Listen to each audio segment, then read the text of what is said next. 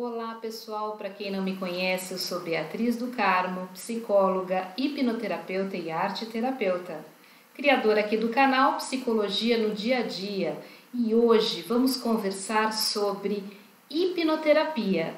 Mas antes, vamos para a nossa vinheta.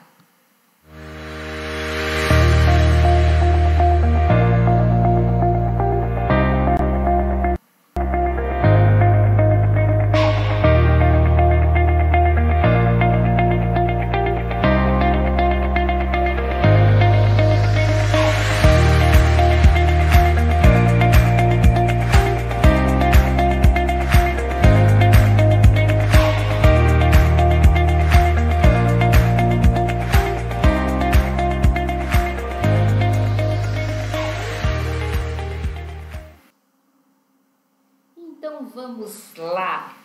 Se você ainda não é inscrito aqui no canal, se inscreva, ative o sininho para você poder receber de antemão aqui os vídeos quando eles são postados. Confira os vídeos anteriores, até para você entender a nossa aula de hoje. Veja primeiro o nosso vídeo, o que é hipnose, para você entender um pouquinho a ferramenta da hipnose. Também tem um vídeo, um áudio-vídeo, que eu deixo para você a indução de Dave Elman para você poder passar pela experiência aí na sua casa. E agora vamos entender um pouquinho melhor como que a hipnose é utilizada dentro do contexto terapêutico e qual é a finalidade de se utilizar a hipnose dentro de um processo psicoterápico.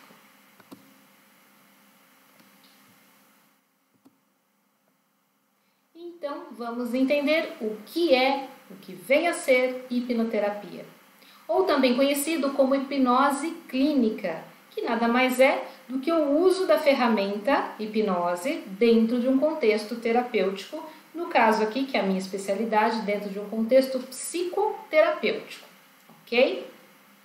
Como eu expliquei no vídeo o que é hipnose, a hipnose em si, ela é uma ferramenta para poder induzir o paciente ou a pessoa que se submete à hipnose a um estado de foco, concentração e atenção interna, que nós chamamos de downtime. Downtime é o quê? Você trazer a sua atenção voltada para o seu mundo interno. Então, quando eu não estou hiperestimulada pelo ambiente externo, eu consigo amplificar a minha atenção, o meu foco, a minha concentração nas minhas questões internas. Então a memória melhora, por isso que vocês vão ver que nós vamos falar da utilização da hipnose até como um recurso de eu poder lembrar sobre algumas questões, de eu poder chegar à origem de alguns traumas para que a gente possa trabalhar mais efetivamente, tá? Então, o terapêutico dentro da hipnose, num contexto clínico, é o quê? É o que nós vamos fazer depois de induzir a pessoa naquele estado que nós chamamos de transe hipnótico, ou seja, downtime, com a sua atenção mais voltada para o seu mundo interno.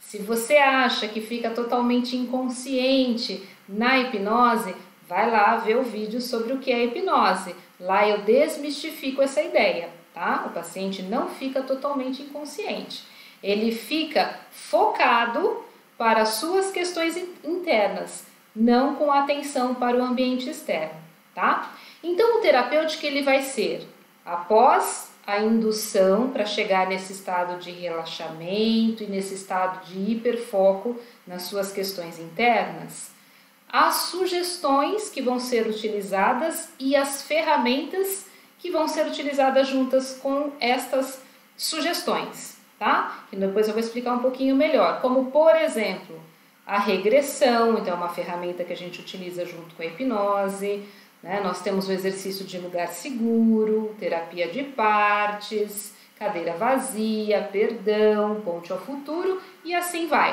tá bom? Quais são as etapas da hipnose dentro de um contexto clínico? Nós temos uma fase inicial que nós chamamos de pré-talk, né? E os rituais iniciais que nós fazemos para poder chegar ao processo hipnótico. Nessa fase, nós vamos usar o rapport para quê? Para criar um ambiente seguro e adequado ao funcionamento da terapia.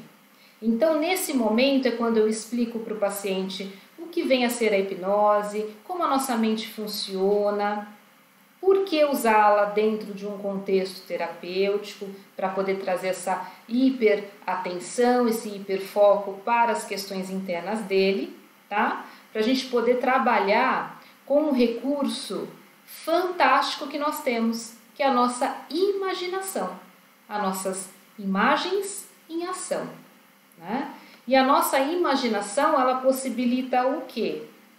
Eu trabalhar questões internas, então, eu criar contextos, porque se a gente imaginar, por exemplo, quando você vai ver um filme, você sabe que este filme ele tem um script, tem atores, que tem toda uma produção, que aquilo não é real, é uma reprodução, né? Mesmo aqueles filmes baseados em fatos reais, não é o fato real exatamente, é baseado. Então, ele é uma reprodução de um contexto real, né? Criado. E ainda assim, nós entramos na história, nos emocionamos. Por quê? Por conta da nossa imaginação. Então, isso também é possível eu fazer com questões que trazem sofrimento para o paciente ou, como vocês vão ver, para nós podermos criar um novo contexto, tá? Então, uma vez explicado como é que funciona, então tirando todas as dúvidas do paciente, todas as questões que ele tem em relação à hipnose, para que ele possa querer participar do processo, querer utilizar esta ferramenta dentro do seu contexto, dentro da sua terapia. Nós temos o que nós chamamos do IE7, é o quê? As confirmações do paciente em querer se engajar no processo, em participar do processo. Porque se o paciente não quer, ele não se permite engajar no processo, nem vale se utilizar da ferramenta da hipnose, tá? Porque nada acontece. Se eu utilizar uma ferramenta que a pessoa tem medo, a pessoa não entendeu ainda como é que funciona, ela não seguir as instruções que são dadas, aí ela não tem finalidade, tá bom? Depois de eu esclarecer isso para o paciente e ele topar, ele se engajar para o processo, nós passamos para a indução hipnótica, tá? Que é aquele momento que eu vou usar a ferramenta hipnose para trazer esse rebaixamento da faculdade crítica, ou seja, da consciência para o ambiente externo, trazendo esse foco agora para o seu mundo interno, que é o que nós chamamos do transe hipnótico. E assim, quando ele está neste transe hipnótico, ele fica mais apto ao quê? A alterar a sua percepção de realidade. A fim do quê? Qual é o intuito de alterar a percepção da realidade? Que ele possa o quê? Instalar novos pensamentos, novas perspectivas para aquela realidade, né? Através das sugestões que são recebidas pelo terapeuta, né? Nós vamos estimulando o paciente a ampliar a sua visão, né? Nós temos um contexto que nós chamamos de associado e dissociado. Quando nós estamos associados a um problema, nós não temos a visão do todo. Então, nós sentimos o problema.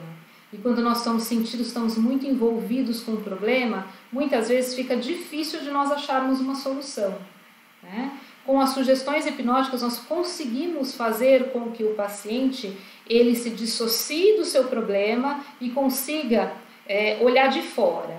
Tanto é que tem uma técnica dentro da PNL, da Programação Neurolinguística, que a gente usa junto com a hipnose, que nós chamamos de tela de cinema, em que o paciente ele assiste aquela cena, aquela situação, e assim ele não fica tão envolvido emocionalmente e ele consegue então ter outras percepções, tá?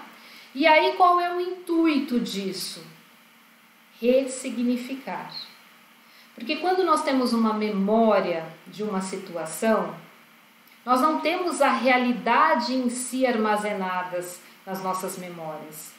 Nós temos as percepções que nós tivemos daquela realidade. Isso é que fica armazenado na nossa memória, né?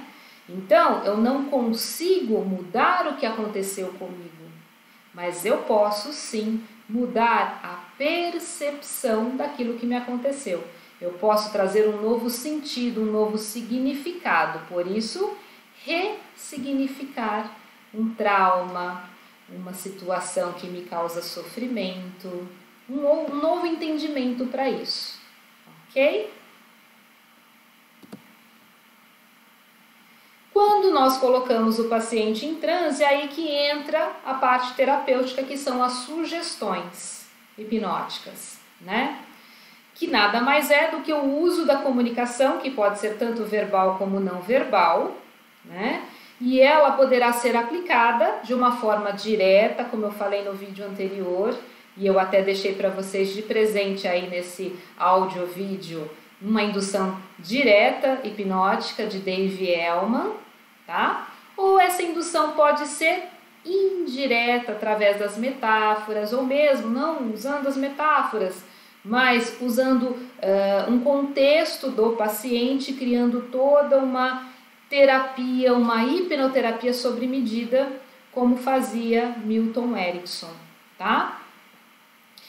Essa comunicação não verbal, existe um tipo específico de hipnose, que nós chamamos de hipnose não verbal, que se utiliza de sons, tá?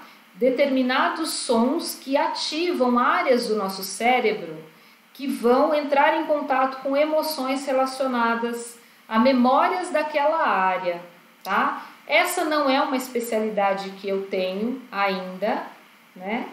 Quem sabe mais pra frente. Então, eu não vou conseguir falar com muito detalhes para vocês sobre a hipnose não verbal. Mas vocês encontram bastante conteúdos aqui também no YouTube, tá bom? Nesta etapa das sugestões, que é a etapa mais terapêutica da hipnose, nós utilizamos ferramentas associadas, tá? Que são o quê? Ferramentas como a própria metáfora, contos de fadas. Por exemplo, com crianças, quando nós utilizamos a hipnose dentro da clínica infantil, da terapia infantil, nós utilizamos aquilo que é do contexto do paciente, né? Então, personagens que ele se identifica, os super-heróis que, porventura, ele tenha uma familiaridade, uma proximidade. A gente vai utilizando disso dentro dessas sugestões, como se fosse contando uma história que se aproxima da problemática do paciente, para que a gente possa trazer uma solução, uma resolução, tá? Técnicas da programação neurolinguística nós também utilizamos, né? Quem tem esse conhecimento aproveita e se utiliza. Imaginação ativa, que nós utilizamos dentro da psicologia analítica junguiana.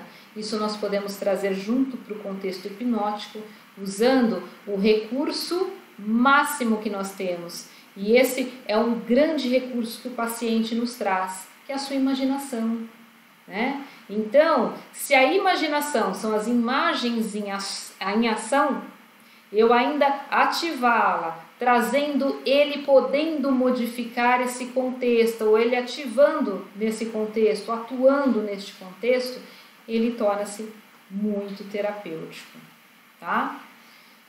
Técnicas da psicologia positiva, por exemplo, exercícios da gratidão. Então eu posso trazer situações em que o paciente em hipnose vivencia essas situações de gratidão,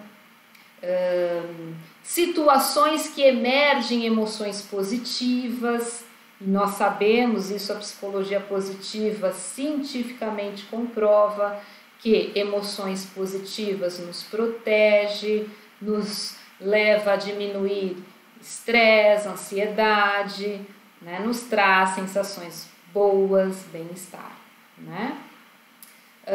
A regressão, as pessoas, né, às vezes confundem a hipnose com a regressão. A regressão ela é uma ferramenta que nós utilizamos dentro da hipnose, tá? Que nós podemos então trazendo a memória, como ela está bem ativa, está bem focada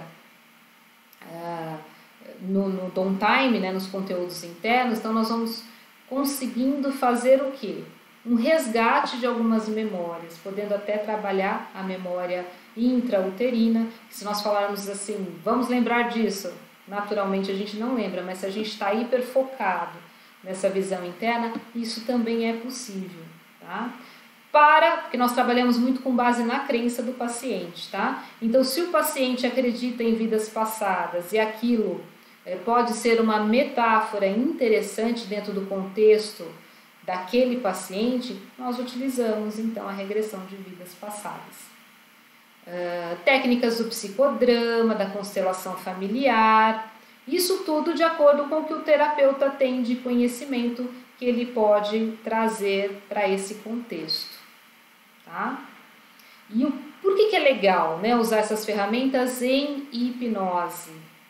Porque como nós conseguimos utilizar essa questão da imaginação, para o nosso inconsciente, ele não diferencia o que é realidade do que é imaginação. Então isso nos permite trazer vivências internas via imaginação que podem ser muito terapêuticas e que podem trazer uma criação de novos aprendizados. Eu gosto muito da diferenciação que a psiquiatra e hipnoterapeuta Sophia Bauer traz entre hipnose e meditação. Né? Ela fala que a meditação ela serve para nós aprendermos a espaçar pensamentos. Né? Então, não que eu vou deixar, né, de ficar pensando outras coisas enquanto eu estou meditando, mas eu vou aprender a não dar tanto foco, tanta atenção para esses pensamentos. Eu vou aprender a me desprender dele, para eu poder ficar focada ou na minha respiração ou na condução da meditação. Né? Então, espaçar os pensamentos, destagarelar um pouco a mente, deixá-la um pouco mais calma, falando mais lento, mais tranquilo. Né?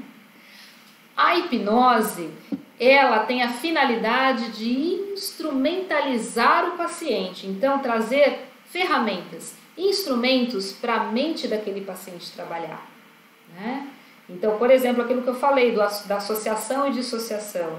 Né? Então, se o paciente ele tem uma tendência a estar muito envolvido com o problema, com a hipnose nós conseguimos ensinar para ele esse exercício de se distanciar do problema, olhar esse problema como se fosse numa tela de cinema, olhar o todo, os prós e os contra, né? O que está dentro no controle dele, o que não está, ele sentir como é estar nesse lugar de não estar tão envolvido. Então eu trago novas ferramentas para essa mente conseguir lidar com aquela problemática. Quando nós pensamos na essência da mudança via hipnose, dentro de um contexto clínico, eu estou pensando em auxiliar o meu paciente a mudar a maneira como ele percebe uma situação, né? Mudar a sua experiência em relação àquilo. Então, se ele tem, por exemplo, uma experiência dolorosa com determinada situação, com a hipnose nós vamos trazendo novas vivências, né? Novas hipóteses. E se eu olhar para a situação de uma determinada forma? Então vamos experienciar isso via imaginação. O que eu sinto? Isso é interessante, assim para mim é mais tranquilo. Então vamos reforçar essa sensação, para que isso vai criando novas sinapses cerebrais, para que eu possa aprender a responder daquela maneira. Tá? Portanto, o objetivo de se utilizar a hipnose num contexto clínico é para facilitar essa mudança, auxiliar no processo de percepção da diferença entre como eu percebia o que aquilo me causava e como eu me portava diante daquela emoção e daquele sentimento, como eu posso, né, perceber, uma nova percepção, o que isso me causa, e se isso para mim é mais funcional, então eu vou fazer o quê? Vou elevar ao máximo essa sensação e esse aprendizado para que eu possa reescrever novos significados, criar novas crenças. Lembrando que bom, isso eu vou explicar mais para frente, não vou entrar nesse detalhe agora não. Então, com a hipnose eu consigo criar novas percepções e possibilito para o meu paciente transformar não posso em eu posso, não consigo em eu consigo, não sou capaz em sou capaz, ou sou capaz para algumas coisas e para aquelas que eu não sou, eu aceito. Auxílio, inclusive. Aqui nós temos uma equação que eu sempre falo para os meus pacientes. Ela é baseada na teoria cognitivo-comportamental. Tá? Então, nossos pensamentos, vamos pensar aqui, quando eu falo pensamento, em cognições. Tá? Então, tudo que envolve cognição. Pensamentos, ideias, crenças, percepções, que eu tenho sobre uma determinada situação, gera em mim emoções. Pensando na emoção enquanto fisiologia, aquilo que eu sinto no corpo. Então, por exemplo, coração acelerado, aquele nó na garganta que a gente diz sentir, garganta seca, tremor, respiração curta, dilatação das pupilas, tudo isso eu sinto no corpo, então muitas vezes é a reação do que eu penso, das ideias que eu tenho, ou daquele estímulo externo que eu percebo, e o meu corpo reage.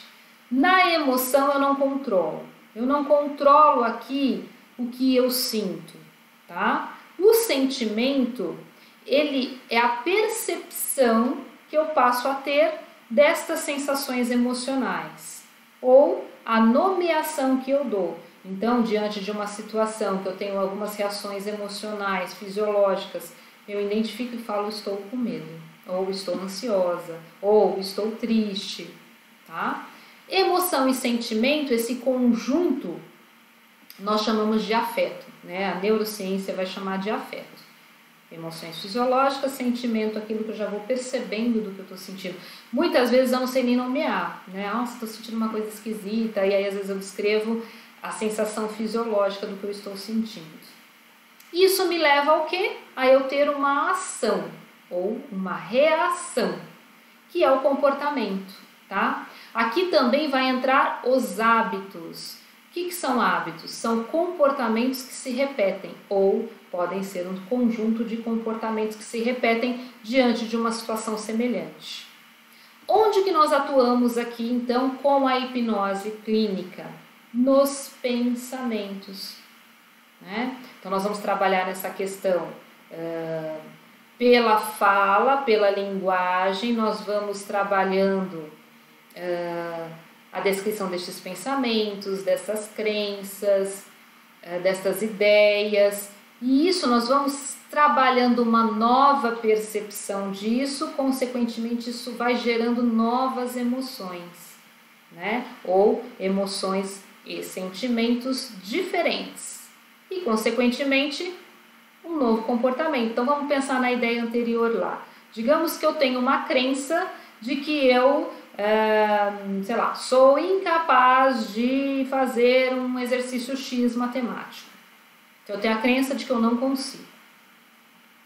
Aí a emoção, diante daquilo eu fico nervosa, o coração acelera, eu fico com a respiração curta, aí eu sinto que eu estou ansiosa diante daquilo porque eu já tenho uma crença de que eu sou incapaz de resolver aquilo.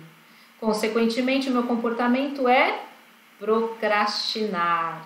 Então eu fujo daquele exercício porque eu já tenho uma crença de que eu sou incapaz de realizar aquele exercício. Na hipnose eu posso trabalhar um contexto, então vamos trazer, vamos imaginar, então vamos pegar a cena, trabalhar da tela de cinema. Então vamos imaginar você assistindo, você fazendo aquele exercício. Como seria você conseguindo realizar aquele exercício?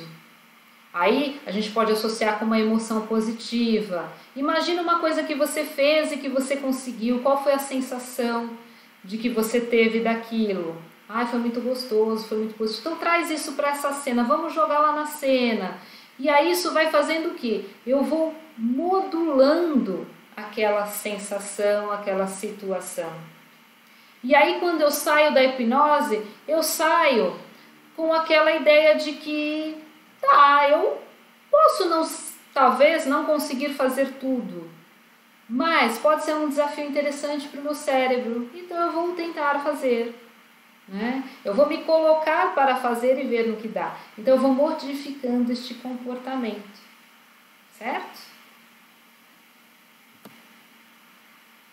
Bom, aqui então eu deixei para vocês um pouquinho de uma ideia geral, pensando em algumas problemáticas que a gente utiliza a hipnose no contexto clínico.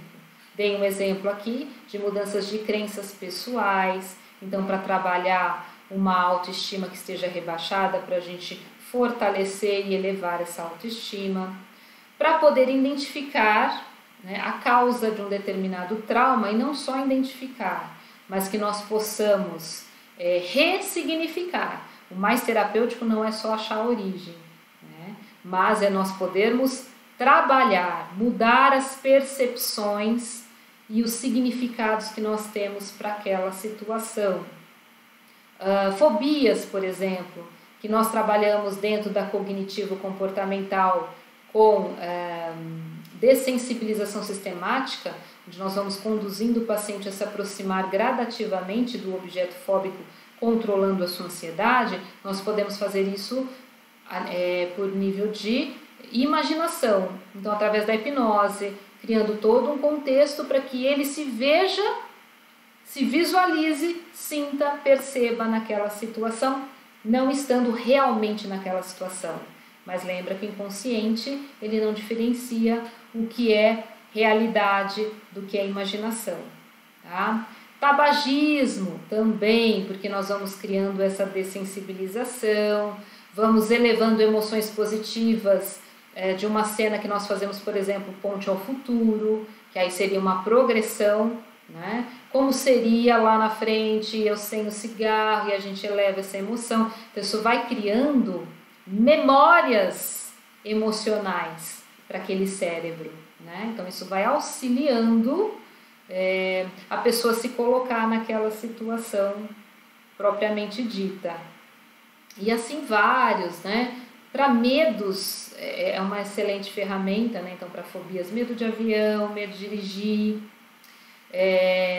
Para vocês terem uma ideia, dentro da área da saúde, né? Então na psicologia, tanto o Conselho Regional e Federal de Psicologia reconhecem a hipnose como uma ferramenta clínica, uma ferramenta que pode ser utilizada dentro do consultório, e algumas outras áreas de saúde também têm os seus conselhos reconhecendo essa ferramenta, que é o caso da medicina, da odontologia, da fisioterapia. Por quê? Porque ela também é super funcional com dor. Nós temos, isso acho que eu expliquei no outro vídeo também, analgesia de dor sendo trabalhada com hipnose.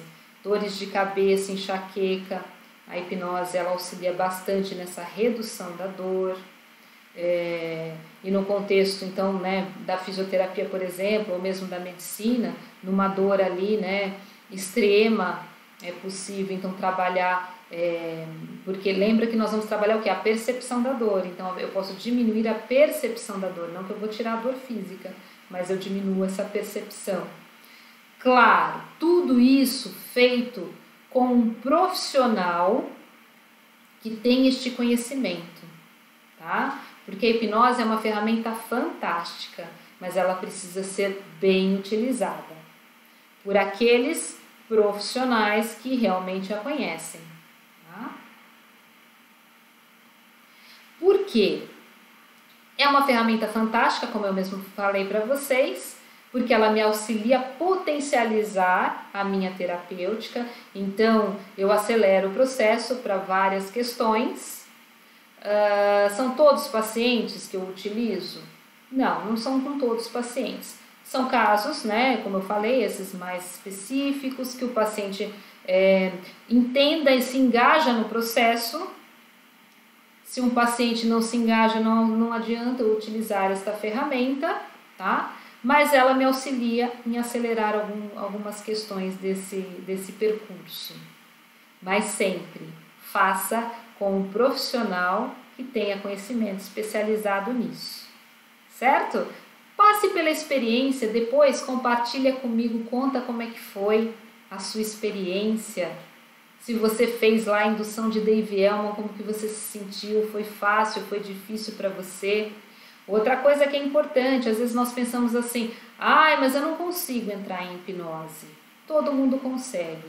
A questão é o aprendizado que isso tem, né? Isso é comprovado também que à medida que a pessoa vai passando pelo processo, ela vai se engajando melhor. Então, é como se o cérebro dela fosse aprendendo a entrar neste estado. Então, ela vai ficando melhor naquilo.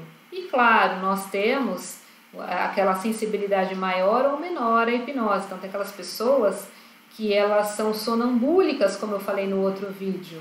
Então, elas entram com muita facilidade na hipnose. Tem aquelas pessoas que são mais racionais, mais controladoras, elas têm uma dificuldade maior. Porém, todas estas pessoas se beneficiam da hipnose no contexto clínico, certo? Espero que você tenha gostado dessa aula. Se isso você sentiu que é um conteúdo útil para mais pessoas, compartilha esse vídeo, deixa aquele joinha, aquele seu like, se inscreva também no canal se você ainda não é inscrito, se você ainda não é inscrita, e vamos caminhando cada vez mais para nós levarmos o conhecimento da psicologia no nosso dia a dia. E até o nosso próximo vídeo.